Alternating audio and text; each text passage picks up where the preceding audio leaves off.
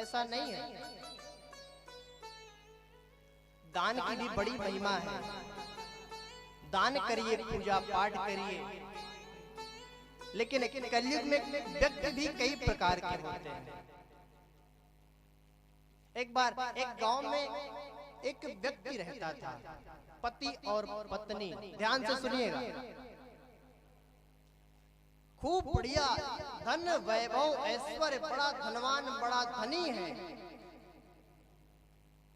पास में बहुत कुछ है, लेकिन आज तक पूजा पाठ में मन नहीं लगता, कोई दान पुण्य का कार्य नहीं करता। दान करना है तो सोनू भैया की तरह कीजिए। आपका संकल्प है कि 7 दिवस तक यहाँ कथा चलेगी और 7 दिवस तक मेरी तरफ से प्रभु के चरणों में प्रसाद वितरण, इस सारी व्यवस्थाएं मेरी तरफ से है।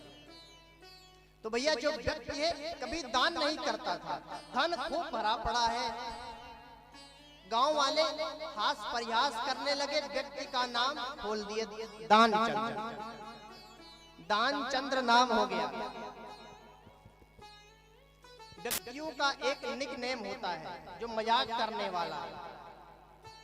पत्नी बहुत समझाती कि कम से कम कुछ पूजा पाठ प्रातः काल उठ के कर लिया करो, कुछ दान पुण्य कर लिया करो।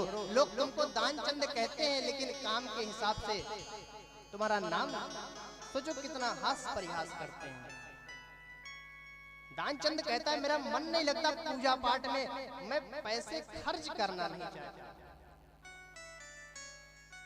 पत्नी ने कहा ठीक है, अगर आप खर्च नहीं करना चाहते हो, और भी तरीके हैं दान पुण्य करने के, भक्ति करने के। 12 किलोमीटर दूर गंगा जी है, जाकर के गंगा जी में स्नान कर लो, इसमें क्या खर्च होना है।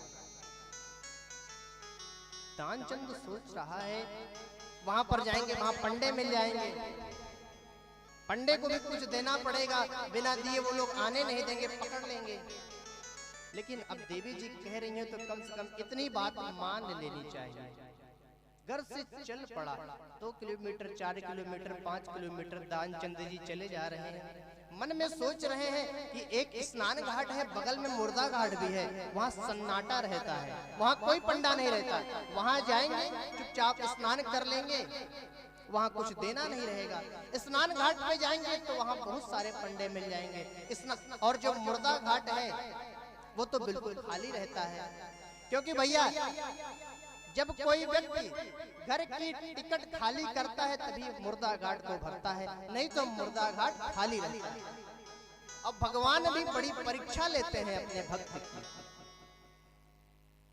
दानचंद जी पहुंच गए मुर्दा घाट पर, गंगा के तीरे पर, गंगा तट पर पहुंच गए।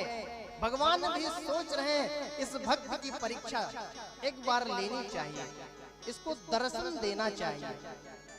जैसे ही घाट पर दानचंद जी पहुंचे हैं, चारों तरफ देख रहे हैं सन्नाटा है, कोई व्यक्ति, कोई पक्षी, कोई चिड़िया तक नहीं दिख रही है। वस्त्र उतार करके जैसे ही गंगा जी में प्रवेश किए, 1 डुबकी लगाए, 2 डुबकी लगाए और जल को उछालते हुए पीछे मुड़े। पीछे क्या दृश्य देख रहे हैं, साक्षात परमात्मा एक पंडा का रूप बना करके बाहर खड़े हैं। भगवान स्वयं एक पंडा का रूप बना करके बाहर खड़े हैं। अब तो बड़ा आश्चर्य में रह गया, अरे अभी तक तो यहाँ कोई नहीं था, ये अचानक से कौन आ गया। जैसे ही बाहर निकले दानचंद जी, आप कौन है, कहां से आ गए, अभी तक तो यहाँ कोई नहीं था। बोले मैं पंडा हूँ। बोले पंडा तो सब स्नान घाट पे रहते हैं, आप यहाँ क्या कर रहे हो। पंडा जी कहते हैं मुझको धन की बड़ी इच्छा लालच नहीं रहती है, आप जैसे कोई भक्त कभी आ जाता है यहाँ पर और इतना कुछ दे करके चला जाता है कि साल भर के भोजन पानी की व्यवस्था हो जाती है। अब तो भैया दानचंद जी सोच रहे हैं मैं तो 1 पैसे दान नहीं करता और ये कह रहा है कि मुझको साल भर के भोजन की व्यवस्था हो जाएगी। आप जैसे व्यक्ति आ जाते हैं तो इतने में दानचंद जी कहते हैं नहीं नहीं नहीं, मैं कोई इतना बड़ा धनवान व्यक्ति, अमीर व्यक्ति नहीं हूँ, दान पुण्य कर पाऊं। बोले ठीक है, आप साल भर की व्यवस्था न करो, 2-4 दिन की व्यवस्था तो कर दीजिए मेरे भोजन की। पंडा जी कह रहे हैं, बोले नहीं, मेरे पास इतना भी व्यवस्था नहीं है कि, मेरे पास तो कुछ है ही नहीं, मैं कुछ ले करके ही नहीं आया। बोले ठीक है, अगर आप ले करके नहीं आए तो उधारी में बात फाइनल कर लो, चलो उधारी में संकल्प ले लो। तो बड़ा सोचते हुए, बड़ा मन को शांत करते हुए दानचंद जी कहते हैं चलो ठीक है, मैं एक ढेला का संकल्प कर रहा हूँ। पहले के जमाने में एक पैसे को एक ढेला कहा जाता है, मैं आपको एक ढेला देने का संकल्प करता हूँ, वो भी उधार रहेगा।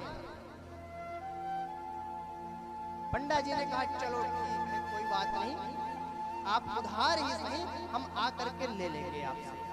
अब दानचंद जी 12 किलोमीटर आए, 12 किलोमीटर जा करके वापस अपने घर में विश्राम कर ही रहे थे, पीछे से पंडा जी द्वार पर पहुंच गए। पंडा जी कौन है सबको पता है ना, स्वयं भगवान कृष्ण पंडे का रूप बनाए, आवाज लगा रहे हैं, अरे दानचंद जी। दानचंद जी ने अपनी पत्नी से कहा, देखो देवी बाहर कौन आवाज लगा रहा है। देवी जी बाहर आए, पंडा जी कह रहे हैं जजमान की जय हो। देवी जी पूछती है कौन है आप? अरे बोले कहाँ है दानचंद जी? दानचंद जी अंदर समझा दिए। देवी पूछ रही है आप कहाँ से आए हैं, बताइए। पंडा जी कहते हैं आपके पति देव जी दानचंद जी एक ढेले का संकल्प किए हैं, उसी को लेने मैं आया हूँ। जैसे ही देवी जी अंदर गई, अब दानचंद जी चारपाई पर लेटे हुए थे। अरे वो तुरंत ही चलाया पंडा, 1-2 दिन बीता भी नहीं, अभी मैं स्नान करके चला ही आ रहा हूँ, पीछे से वो आ गया। इतना विश्वास नहीं है उसको। एक काम करो, जाओ कह दो दानचंद जी सो रहे हैं, अभी उठेंगे नहीं, वो थक गए। अब आधे घंटे 1 घंटे जब वापस गई, बतला रही है कि अभी स्वामी मेरे सो रहे हैं, जब उठ जाएंगे तब आप मिल लीजिएगा। अब थोड़ी देर और व्यतीत हुआ,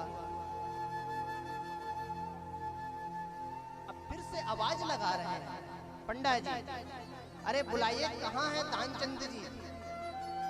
देवी जी फिर कह रही हैं, दानचंद जी कह रहे हैं बता दो, उनको बहुत बुखार आ गया, बड़ी तबीयत खराब हो रही है, उठ नहीं पा रहे हैं चारपाई से। अरे जब देवी जी जा करके बतलाती है, देवी जी कहती हैं कि अभी पति देव को बहुत जड़ पीड़ा हो रही है, वो उठ नहीं पा रहे हैं। पंडा जी कहते हैं अरे मेरे जजमान की ऐसी स्थिति, और मैं कैसे छोड़कर जा सकता हूँ अपने भक्त को, अपने जजमान को, जब तक वो ठीक नहीं हो जाएंगे तब तक मैं यहाँ से नहीं जाऊंगा। पंडा जी कह रहे हैं अब तो भैया पंडा जी का आसन लग गया। देवी जी फिर अंदर गई।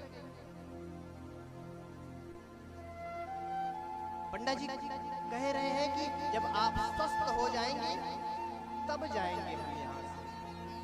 आप दानचंद जी कहते हैं ठीक है, उनसे जाके कह दो वो मर गया। देवी जी वापस आई, मेरे पति देव चल बसे अब नहीं रह गए।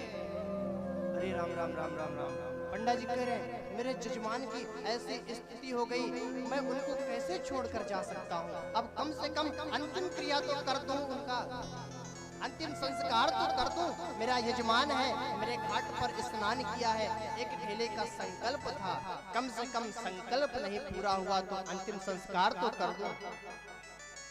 चारों तरफ जाकर के अब तो महाराज पंडा जी हल्ला कर दिए कि दानचंद्र जी चल बसे। अब देवी जी कह रहे हैं नहीं नहीं नहीं, मेरे पति देव भी जिंदा है, मेरे पति देव जी जिंदा है। लेकिन सब समझा रहे हैं गांव वाले, अगर किसी की मृत्यु हो जाती है तो उसकी माँ, उसकी पत्नी, उसकी बेटी रो रो करके कहती है नहीं अभी मेरे पति देव जी, मेरा भैया अभी जीवित है, इसको कुछ हुआ नहीं है। पंडा जी कहते हैं होने को कौन टाल सकता है, जो होना था वो हो गया, अब इनका अंतिम संस्कार होना चाहिए। ठट्ठर बनाया गया बांस को।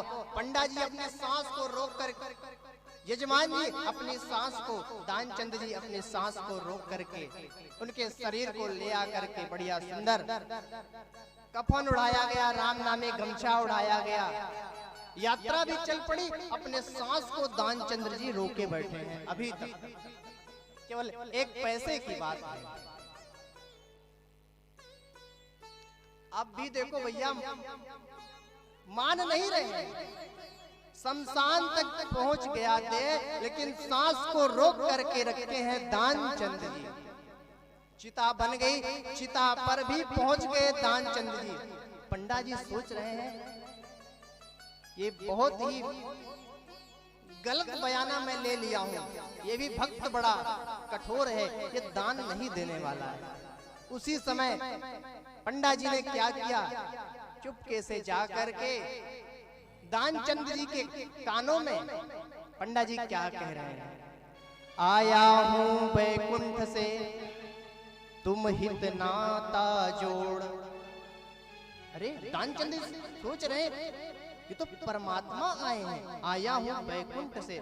जैसे ही आंख खोली पंडा जी तुरंत फिर आंख बंद करे, रे ये तो तुरंत ही फिर आंख बंद कर ली। अब पंडा जी जो भगवान है वो स्वयं हार मान रहे हैं। बताओ तुमको क्या चाहिए, किस लिए तुम ये कर रहे हो? तब दानचंद जी कह रहे हैं जो करना हो सब आप कर लीजिए, लेकिन वो ढेला दीजिए छोड़, जो ढेले का संकल्प है उसको आप माफ कर दीजिए। तो भैया ये होती है आजकल के व्यक्तियों की दुर्दशा, दानचंद जी जैसे। बोलिए भक्तवत्सल भगवान की।